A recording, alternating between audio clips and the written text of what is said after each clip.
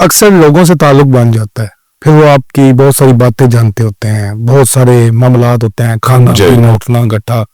फिर जब तनाजा होता है तो कुछ दोस्त जो जाके दुश्मन होते हैं उनकी सफ में खड़े हो जाते हैं। ऐसे दोस्तों के साथ क्या करना चाहिए? जो दुश्मन की सफ में खड़े हो जाते हैं? हाँ जी। नहीं, आप क्या सकते हैं? मतलब अगर फर्ज करें मैं आपके दुश्मनों की सफ में खड़ा हो जाता हूँ तो आप मेरा क्या कर लेंगे? गोली मारेंगे मुझे?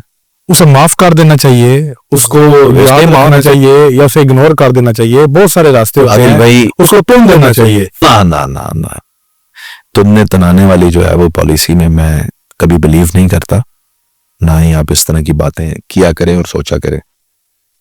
एक चीज याद रखें, बेहतरीन जवाब दुश्मन हो, हासिद हो, कोई भी शख्स हो आपका बुग़्ज़ रखता हो आपसे, बेहतरीन जवाब कामयाबी है।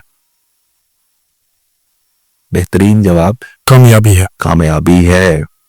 इतना कामयाब हो जाए कि दुश्मन भी कहे आज भाई सेल्फी लेनी ना देना, आए सर मेरे घर तशरीफ। क्यों नहीं हो सकते आप इतना कामयाब? तो ये है बेहतरीन जवाब। और उस दोस्त को माफ करना चाहिए, क्यों नहीं माफ करना चाहिए? करें माफ, आगे बढ़े।